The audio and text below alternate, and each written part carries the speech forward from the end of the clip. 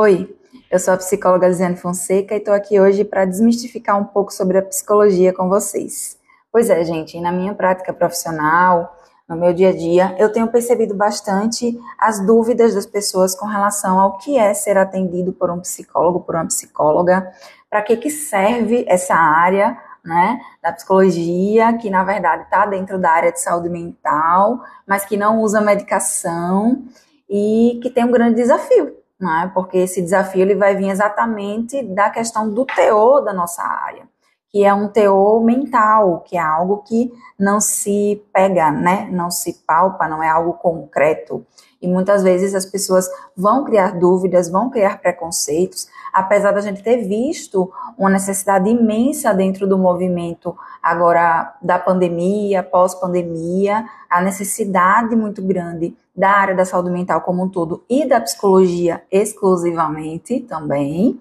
mas muitas vezes a gente ainda tem dúvidas e preconceitos, então eu estou aqui para esclarecer isso para vocês, tá bom?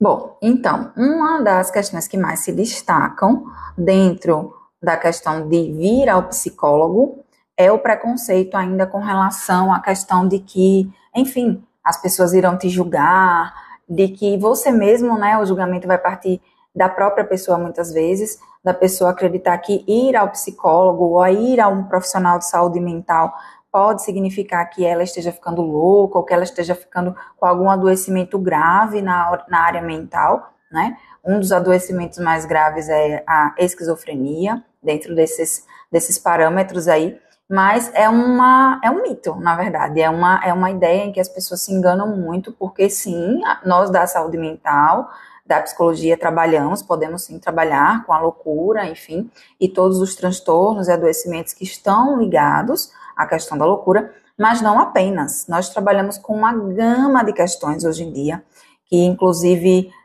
enfim, podem passar aí pela questão tanto de diagnósticos como de questões existenciais, humanas, que também trabalhamos, de dores, né, adoecimentos psicológicos, mentais, que vêm desse movimento da própria vida, do enfrentamento de desafios, de dificuldades que as pessoas passam no dia a dia, como, por exemplo, aí,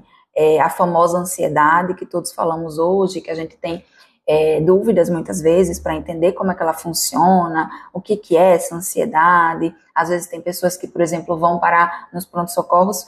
com uma crise de pânico, né, uma crise aguda de ansiedade, e na verdade pensando que é um ataque cardíaco, enfim, isso é muito comum. A ansiedade ela vem se mostrando, vem se expressando muito a nível mundial, mas no Brasil ela tem um destaque muito grande. Eu até coloquei em um dos meus vídeos aqui, falando sobre isso, que o Brasil é um país extremamente ansioso, já reconhecido pela Organização Mundial da Saúde. Então, é uma das questões, por exemplo, que a gente trata dentro da psicologia. A gente também trata questões ligadas à depressão, entre tantos outros transtornos, como bipolaridade, transtornos de personalidade, como um que ficou bem falado ultimamente também, que é o borderline, entre tantas outras questões que as pessoas trazem, inclusive, como eu volto a dizer, existenciais também, das dores das nossas histórias, aquele movimento em que a gente quer se conhecer, quer se compreender, movimentos ligados à autoestima, por exemplo, onde a pessoa não consegue reconhecer o próprio valor, onde a pessoa não consegue colocar limites no outro, às vezes dificuldades relacionadas à saúde do trabalho também, a pessoa que não consegue colocar limite no seu próprio movimento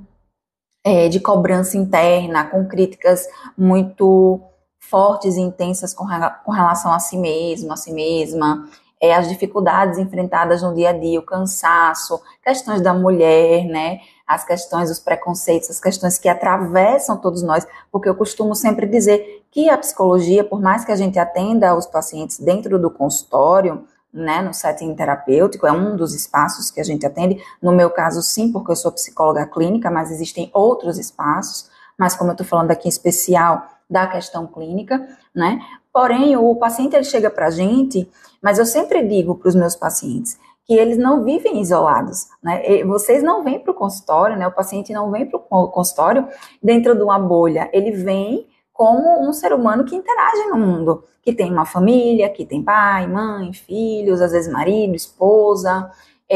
enfim, né, que vai interagir no trabalho, que vai passar por questões ali ligadas à economia do seu país, questões de dinheiro, muitas vezes financeiras, enfim, tantas outras que nos atravessam no dia a dia, que são questões sociais, na verdade, que a sociologia traz muito e que a psicologia precisa compreender isso para poder lidar com o paciente no consultório. Porque esse paciente, ele não vem numa bolha isolado, ele vem com todos esses atravessamentos e a gente precisa compreender isso. Então, por isso que as demandas da psicologia, elas vêm de maneira diversificada, elas não vêm exclusivamente pela loucura, muito pelo contrário, na minha prática clínica não teve essa ênfase para a loucura, muito pelo contrário, é mais dentro dos aspectos mesmo desses outros adoecimentos, principalmente ansiedade, depressão, questões emocionais, dores emocionais dentro da questão de relacionamento, das interações com as pessoas, entre elas mesmas, enfim. Então, para desmistificar inicialmente já esse primeiro movimento que realmente é bastante confuso, as pessoas confundem muito, mas que é, na verdade, real, é inverídico, né? Outra dúvida que aparece muito é com relação ao que o psicólogo faz, né? Geralmente tem essa dúvida, muitas pessoas ficam, nossa, mas eu vou fazer o que no psicólogo? Eu vou contar minha vida para um desconhecido, para uma desconhecida, e o que é que ele vai fazer, né, com essas coisas que eu vou falar para ele? Ele só conversa, também tem essa, né, muitas das pessoas dizem, não, ele fica só sentado ali, conversando, né, tomando um café, tomando um chá ali com você, e isso eu posso fazer com meu amigo, com minhas amigas. Mas não é isso que o psicólogo faz, gente. Cada psicólogo, psicóloga vai ter a sua abordagem, vai ter a sua maneira de trabalhar, mas nesse diálogo, muitas vezes, que a gente está fazendo ali, que a gente chama de escuta, né? Escuta terapêutica, a gente está analisando tudo que vocês estão falando, a gente está verificando todo o movimento mental que vocês estão trazendo, inclusive essa leitura e essa análise, que ela é feita através da escuta ativa, que é um elemento que a gente usa dentro da psicologia. Esse movimento tem uma técnica por trás. Então, tem muita leitura, tem muito estudo. No meu caso,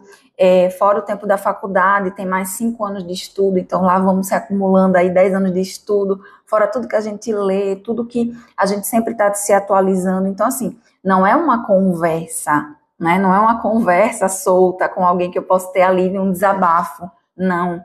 É algo que tem um fundamento terapêutico e a gente vai funcionar de acordo com as abordagens que a gente usa, de uma maneira a facilitar com que você compreenda movimentos mentais seus e dentro de uma perspectiva de tratamento. Cada abordagem ela vai ter esse movimento. Na abordagem que eu utilizo, por exemplo, que é a terapia cognitivo-comportamental,